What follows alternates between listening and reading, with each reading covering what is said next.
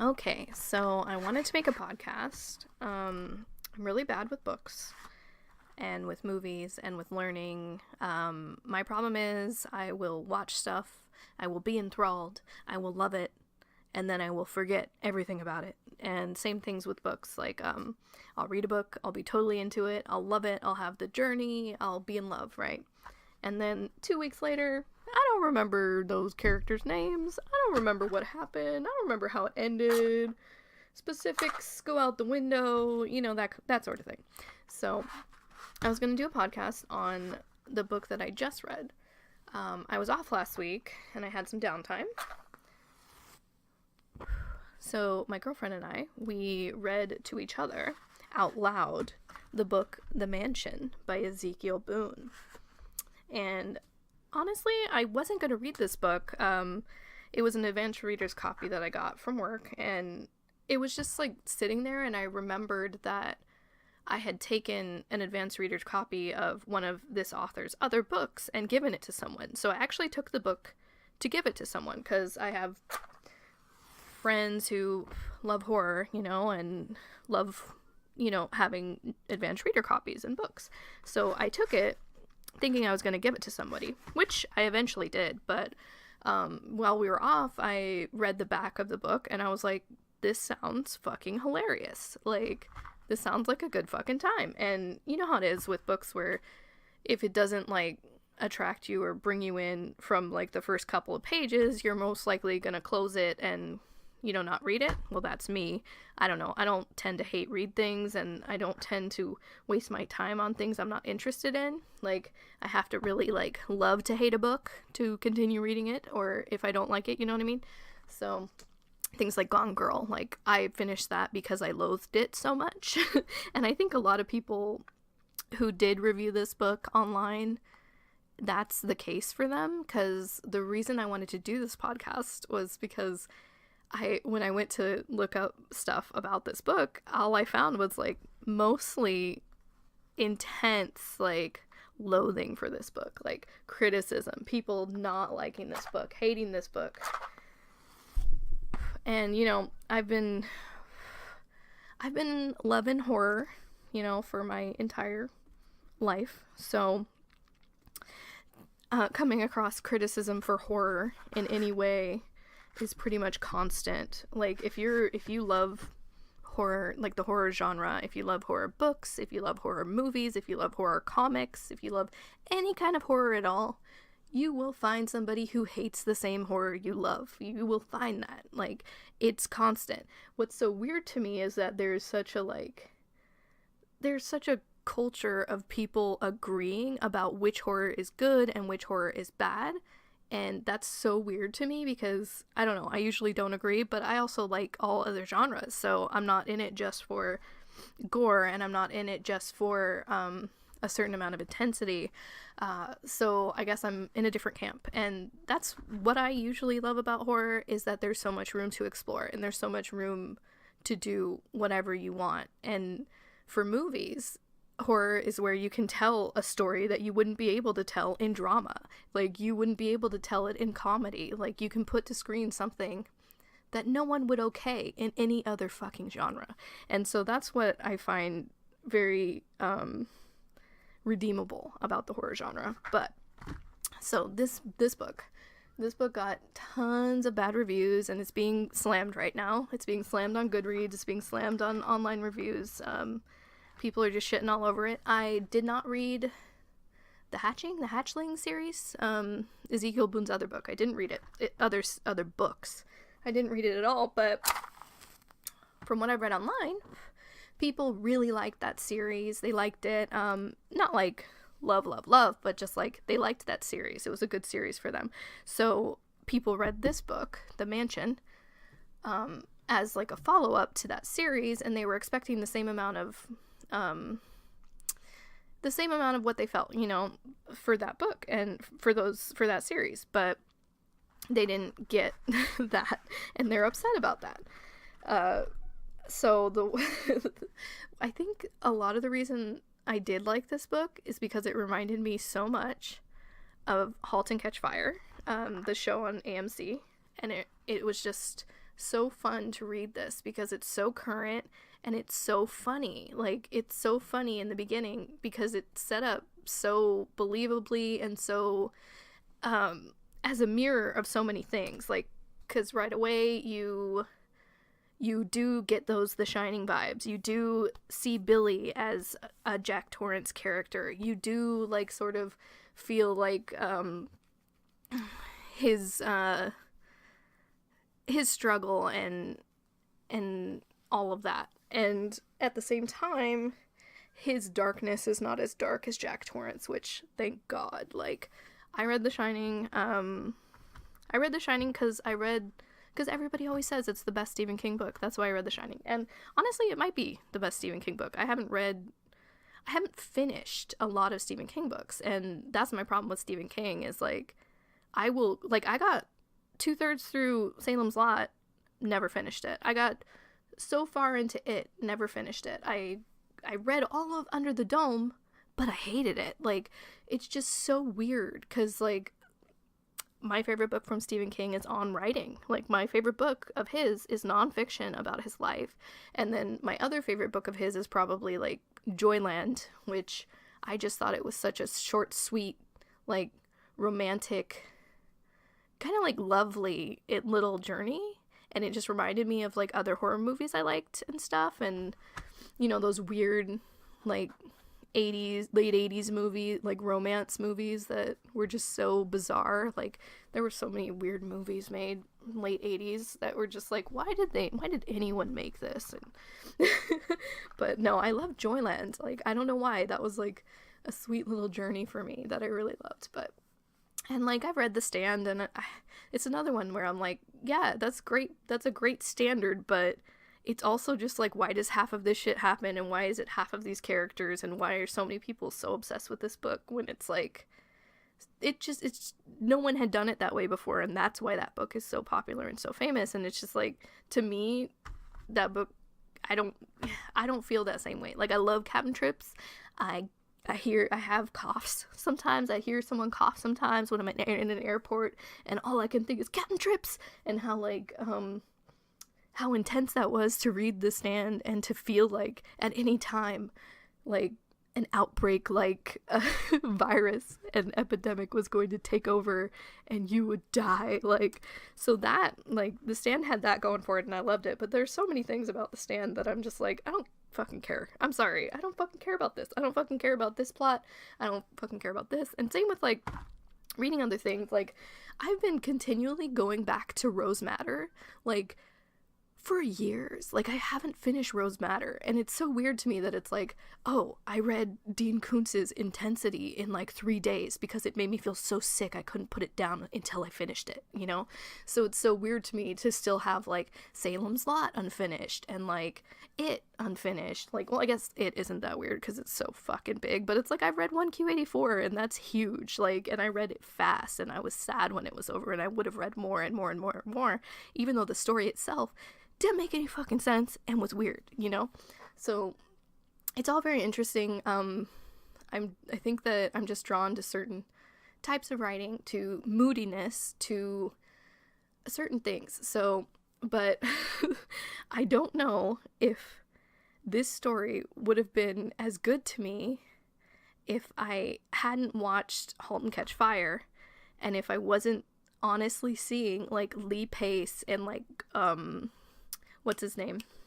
Who played Gordon? I'd have to look it up, but the guy who played Gordon, I love him, by the way. I can't think of his name right now, but he's great, and he's in so many stuff. But it's, like, so much stuff, but I was seeing them, like, I was seeing Sean as Lee Pace, as Joe, you know, from *Halt and Catch Fire*, and it was just so, like, you know, cute and, like, accidentally, I say accidentally, it's not accidental, homoerotic, you know, just super shippable. Not that I was doing that, I definitely wasn't. I was just like, where's this going? I hope it goes somewhere great. I love it. Keep going, you know? But all the stuff that drew me in was how current everything was and how funny it was, because it just mimics and mirrors society, and it just mimics and mirrors The Shining, and it just, you know, pulls from everything to just kind of, like, create this super current, like, horror story.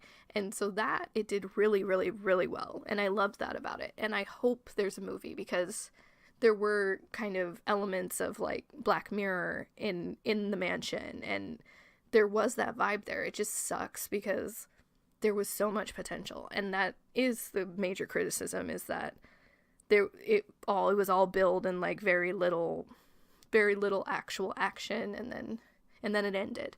So that is the criticism. Like, I wish it was double the size. I wish they spent as much time in the mansion as they spent elsewhere. I didn't really feel like I had to be in the mansion, though. Like, a lot of people who are reviewing are annoyed that it took so long to get to the mansion. They're annoyed that there's shopping trips, and it's just like, all of that was super important to the characterization. It's super important to the story. Super important if you've been poor. I mean, like, I don't know. It's just weird to me to not want to read that, because that's just like, oh, I didn't want to read a book. Like, that's what that comes off as to me. Like, and I'm sorry, like, if you don't like it, why don't you stop reading? I don't understand. Because hate reading is fun. Like, it is fun to hate read something, but I've just seen so many reviews where people are just obviously, like, upset, and they didn't even have fun hate reading it. They were just like, I hated this, and I feel like shit, and I'm just telling the world because I'm pissed. And it's just like, just don't read it. Like, why didn't you stop halfway through when you were pissed about it? Like, you just kept going? I don't know.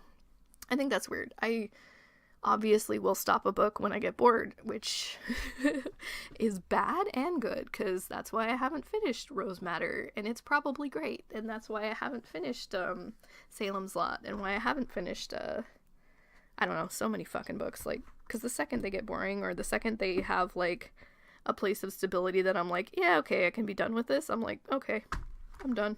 Like, I'm bad with that. But I think that if you like, you know, Halt and Catch Fire, if you like The Social Network, if you like The Shining, you should like this book. And it's weird to be like, oh yeah, The Shining's my favorite book, but I hated this book. Because it's just like, this book's got so much love letter shit to The Shining, like so much, that it's just strange to be like, this was utter shit, or whatever. And I find the author's choices very interesting. Like there was this one chapter where it would just like got like all of a sudden super dark and vivid, and I'm just like, what the fuck? Why all of a sudden did you start writing horror? And it's the kind of thing that makes you think like, oh, did he write that first? You know what I mean? So it's just interesting that people aren't talking about these things, but they're talking about like how slow it was, or how much they went shopping, or like, oh, that there was a love triangle. And like, the love triangle was built pretty well. I don't know, if anything, there was no like, they didn't really build a case for Sean to be lovable, that Sean was like the guy who had all the money. They didn't really build a case for him to be lovable. And like, when he had Emily like kind of confess in her mind to like actually being in love with Sean, I was just like, what? Wait, like, you didn't even like build this until now. Like, what kind of dumb fuckery is this, pretty much? But it's like, at the same time, obviously the whole thing was building to those relationships like being intense and stuff, and it's like, I just wanted it to get more intense. Like, I didn't want anyone to I don't know, the ending wasn't like terrible, it was just kind of like so fast, and just compared to the rest of the book, it was like, why didn't you make this part longer? And then there was the whole thing with like, spoilers, there was the whole thing with like, when Billy goes down in the elevator and he's alone and he finds like the corpse or whatever, and it's like, he never mentions that. Like, are you kidding me? Like, and then they don't even like have him like rush to call someone, and then they're like having a holiday and he doesn't tell Sean, and I'm just like, what the fuck? Like, this doesn't make sense. And also, like, if this was a movie, it would make more sense, because just using facial expressions, you could play it off as tension, or like as him not being able to deal with real problems, because obviously he fucking can't, you know? So it's just really interesting. I hope they make a movie or a miniseries or something. Like, they could have spent so much more time in the house. Like, they could have spent so much more time like having weird experiences. And like, Nellie herself was really, I loved the difference between Nellie, like Nellie the good Nellie, and Nellie the bad Nellie, and like the whole thing with the power, when the power goes out and there's still a Nellie, and like, I loved all of that, but there was so much that wasn't explored, and it was just kind of like, like, I wish you had done more with this, like, and it could have been a lot better, but it was still good. I liked it. I understand why people don't like it. Like, it is kind of like a soft horror, but so is a lot of stuff right now. Like, a lot of stuff is kind of soft horror. And if you're a diehard horror fan and you like gore and action, like, no, this is not the book for you. But also, that's really hard to come by. Like, it's really hard to come by a book that's actually, like, 70% like terror. Like, good fucking luck, And then also have it be like swallowable, because I feel like a lot of horror that is not, like, a lot of it is just, I can't read it, or like it's just like, why so much of this, like, I don't know, but that's my own opinion, and there are different camps in horror. So, but I just wanted to put this out there because I didn't see any like positive reviews about this book, and to me it was definitely fun. Like, I like this book more than a book like Gone Girl, and Gone Girl is so fucking popular for some reason, and like, I get why that book's popular, but I also am like, but it's annoying as fuck, like, so I could see comparisons to like things like that, because it is the kind of thing where it's like, oh, I'm trying to be a 2019 voice, and I'm trying to make this super relatable, and then also make it super funny, and then also make it super scary or whatever. Like, I get all of that, and I see like why that would be your goal and what you were going for. But this book needed more time in the mansion. It could have used it. It wasn't a bad ride though. I loved the ride. When I got to the end, I was just like, oh, the ending could have been a lot better, but that was good, I really liked the journey. I really liked the build of the characters, and I just wish there was more terror.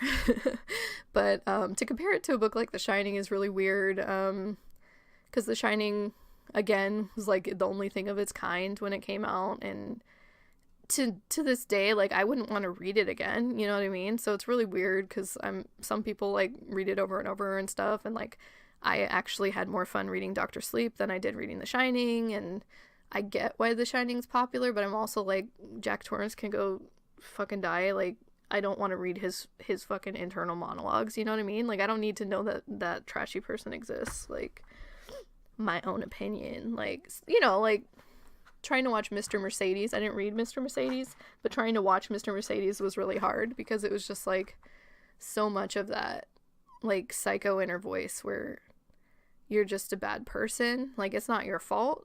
Like, you were created somehow, but you're just a bad person, and you shouldn't be a bad person. Like, I don't know. The whole like anti-hero thing too is like so complicated, because sometimes it's like, yeah, I love this person and they're awesome for doing this kind of terrible vigilante shit, but then other times it's like, but I don't like this person at all personally, and they're actually a really bad person. Like, Mr. Mercedes like had a lot of that, so it was interesting, because it's like, you can't really compare him to like a Dexter, you know what I mean? Like, very interesting, but it's all fun to talk about. Anyways, I would recommend The Mansion. No one else is recommending it right now, but I would recommend it. People are saying to run away from it, but I had a fun time. I think if you're a gore fan and you're a super horror fan and you want something that's got a lot of like suspense and stuff, then this book isn't for you. I think if you like soft horror, if you like just like a suspenseful like drama, like, then yeah, this would be good for you. But it is like a haunted house book. You can't say it's not. And I found it all entertaining, and I love the characters, and it was fun. So I'd highly recommend it. And I'll probably get shit for it, but whatever. I think people need to calm down and not hate things so much. Because a lot of horror is really bad in different ways. So it's weird to be like, that book's absolute shit, piece of shit, can't believe I read that, such shit, blah blah blah blah blah blah. Because I'm like, it's not that shitty compared to other stuff that's being published right now, I'm sorry.